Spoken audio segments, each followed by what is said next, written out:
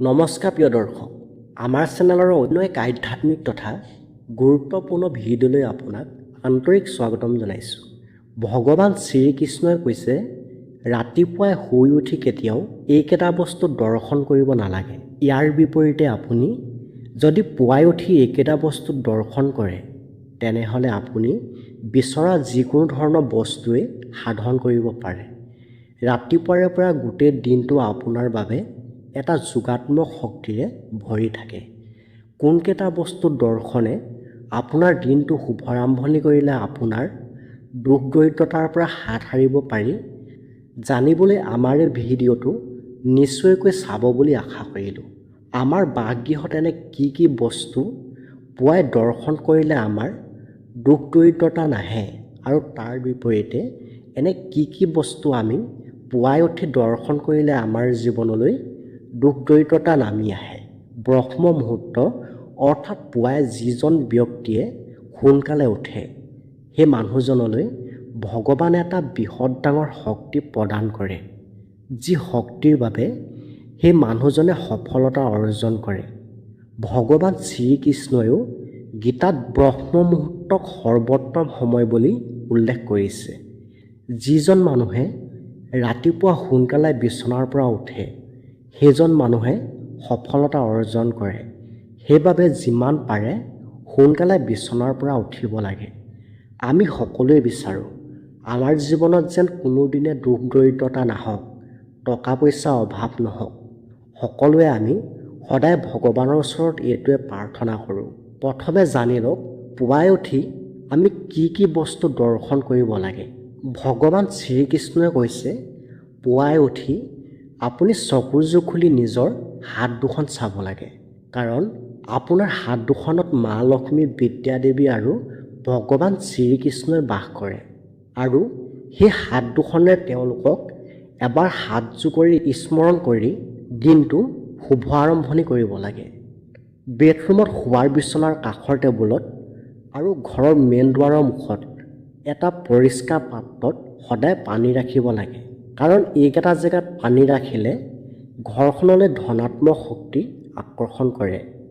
ঘৰৰ চাৰিওফালে পজিটিভ এনাৰ্জিৰে ভৰি থাকে, লগতে ঘৰত দৰিদ্ৰতা নাশ হয়। সেই ঘৰখনত সুখ সমৃদ্ধিৰে ভৰি থাকে। ঘৰত মহিলাগৰাকীয়ে পুৱা সোনকালে উঠি ঘৰৰ চৌহদ, চোতাল আৰু পাকঘৰ চাফা কৰি থাপনাত ধূপ চাকি জ্বলাইহে বাকী কামসমূহ আৰম্ভ কৰিব লাগে। এনে কৰিলে মা লক্ষ্মী কৃপা দৃষ্টি অটুট থাকে, দুখ দৰিদ্ৰতা নাশ হয়। ঘৰৰ মজিয়া ৱালত আৰু মেইন দুৱাৰৰ স্বস্তিক চিহ্ন ফটো লগাই ৰাখিব লাগে। যদি ফটো নাই, হাতেৰে হ'লেও স্বস্তিক চিহ্ন বনাই ৰাখক, কাৰণ স্বস্তিক চিহ্ন মা লক্ষ্মী সকলোতকৈ প্ৰিয় বুলি কোৱা হয়। ঘৰৰ গৃহিণীগৰাকীয়ে পাকঘৰত ৰন্ধা বঢ়া কৰোঁতে কেতিয়াও অসন্তুষ্ট হৈ ৰন্ধা বঢ়া কৰিব নালাগে।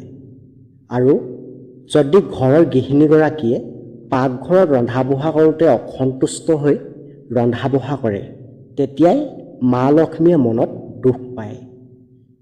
প্ৰিয় দৰ্শক, আমাৰ এই ভিডিঅ'টো যদি আপুনি এইখিনিলৈকে চাই আছে, এটা লাইক কৰক, লগতে জয় মা লক্ষ্মী লিখিবলৈ নাপাহৰিব।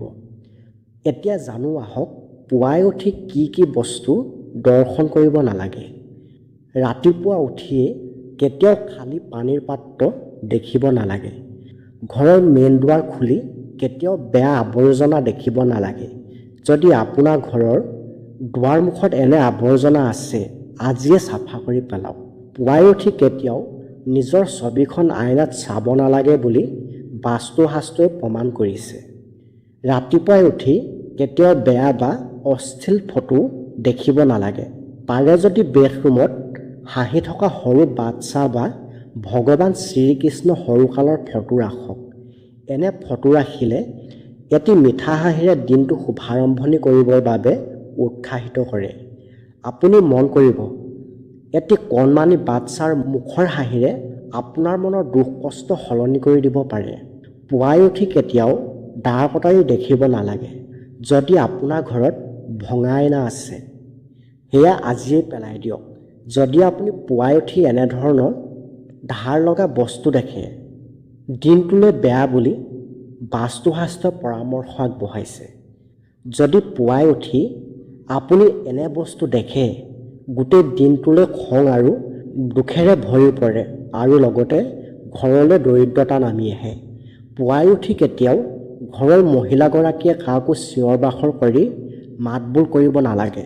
এনে কৰিলে মা লক্ষ্মী অসন্তুষ্ট হয় আৰু ঘৰলৈ দুখ দৰিদ্ৰতা নামি আহে বুলি বিশ্বাস কৰা হয়। প্ৰিয় দৰ্শক, এয়াই আছিল পুৱাই উঠি দৰ্শন কৰিব নলগা বস্তুসমূহ।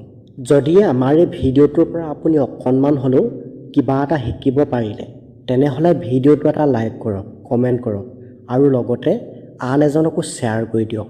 ধন্যবাদ।